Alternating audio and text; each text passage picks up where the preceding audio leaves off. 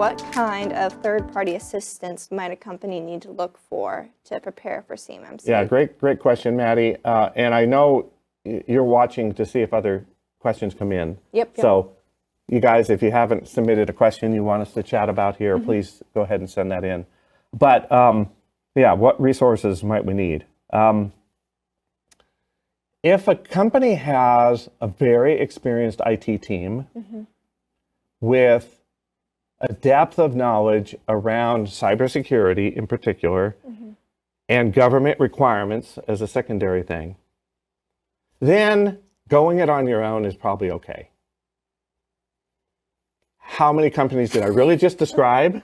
Yeah. Who are listening today? Probably not too many. Yeah. So third party, who outside our company might we want to reach out to get some help? Now, of course, a consultant can be helpful. An experienced consultant could be helpful. And that's what Core Business Solutions does. But let me take that and move beyond that. There's the technology side of this. 60% of the requirement is very technical. It's wrapped up in specialized controls that involve specific technologies that need to be well understood and configured properly, and then managed and maintained properly.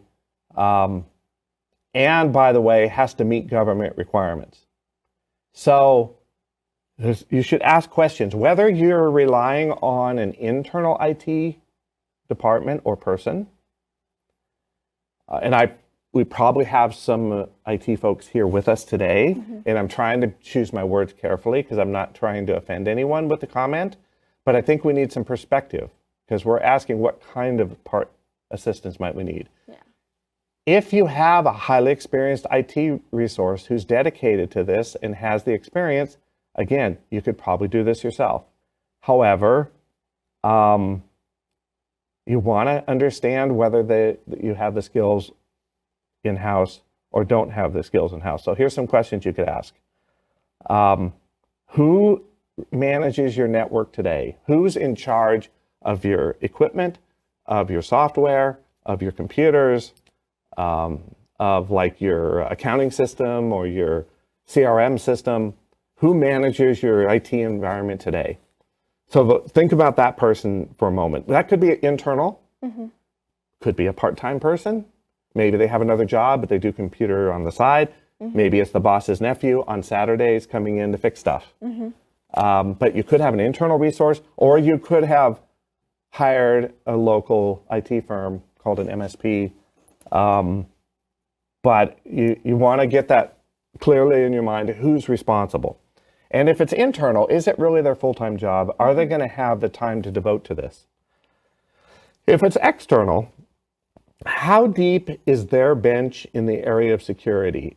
Is there only one person there that understands all this? If they were to leave their organization, who's there to back them up? How vulnerable are you to some turnover at a third-party company? Yeah. Question you want to ask. What's in your contract with them? Does it address compliance? Does it address security controls and the additional security monitoring that is necessary? Is your third-party MSP willing to meet these requirements themselves? It's likely MSPs will have to comply with the CMMC. They might have to get certified. We don't know that yet, but it's likely. So how willing is your partner to do this? And what experience do they really have in security? Because security is a specialty of IT. It's like a advanced aspect of IT. Not all IT folks are security experts. And so you want to really investigate whether or not you have access to a cybersecurity specialist who can learn the DoD requirements and put this in place. This is an area our consulting team can provide guidance on. And you might want to supplement your internal team with a cybersecurity expertise But it's very risky to go through this without the knowledge of what you need to do and how you're going to maintain it, because you could just end up spending a lot of money and spinning your wheels. Yeah.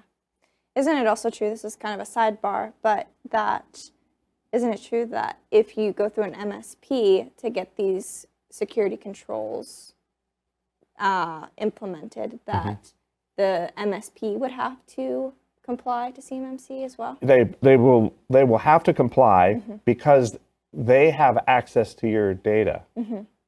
So anyone, this goes back to scope, anyone with access to your data is within the scope. So therefore, yeah, your third party may have to not only comply, but may have to get certified. So then that throws another wrench into the plan to see if your MSP wants to go through, jump through all the hoops. Exactly right. We have many of our clients whose MSP doesn't want to do this. Maybe they only have 1 or 2 clients working with the DoD. It's not a good business investment for them. Yep. And they step out. Yep. And they say, sorry, we can't manage your network because of this extra requirement. So right now is the time to be doing this kind of homework. Yep. Just getting that background to know what your plans are. For sure. Thank you for watching this video to the end. This is part of a longer series on DFARS, NIST, and CMMC compliance produced by Core Business Solutions. Please subscribe to this channel, like this video with a thumbs up, and click the bell to get notified when we drop a new video. Also, we'd appreciate it if you would share this video with your colleagues who need to stay up to speed on DFARS, NIST, and CMMC. Thank you, and we'll see you again in the next video.